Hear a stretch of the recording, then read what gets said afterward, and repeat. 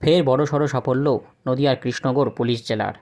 আনুমানিক 25 কেজি গাঁজাসহ আটক এক ব্যক্তি।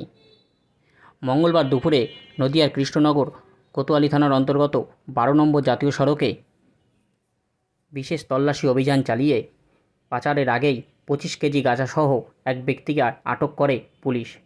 পুলিশ সূত্রে জানা যায়, ধৃত ব্যক্তির নাম সুদীপ ঘোষ। তার বাড়ি কোতোয়ালি থানার অন্তর্গত গোহাট এলাকায়। মঙ্গলবার কোচবিহার থেকে গাঁজাগুলো পাচারের উদ্দেশ্যেই আনা হচ্ছিল বলে পুলিশ সূত্রে খবর। আগাম খবর পেয়েই পুলিশ এদিন ওই এলাকায় বিশেষ অভিযান চালায়, আর এই বিশেষ অভিযানেই মেলে এই সাফল্য। পুলিশ সূত্রে খবর, উদ্ধার হওয়া গাঁজার পরিমাণ আনুমানিক 25 কেজি। মঙ্গলবারই ধৃতের বিরুদ্ধে নির্দিষ্ট ধারায় মামলা রুজু করে নিজেদের হেফাজতে চেয়ে আদালতে পাঠানো হবে বলেও খবর পুলিশ সূত্রে। আমরা একটা ইনফরমেশন পেয়েছিলাম সকাল থেকেই যে একজন পেডলার আছে যিনি এখান থেকে প্রায় সময় এটা করে থাকে।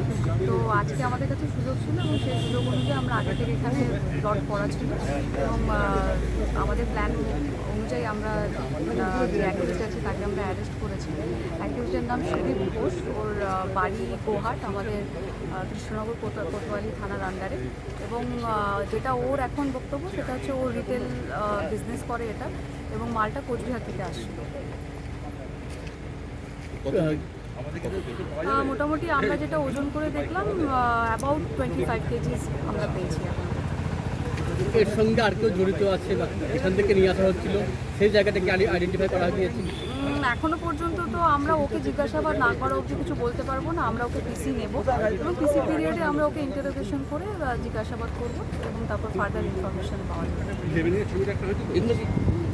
ঠিক আছে।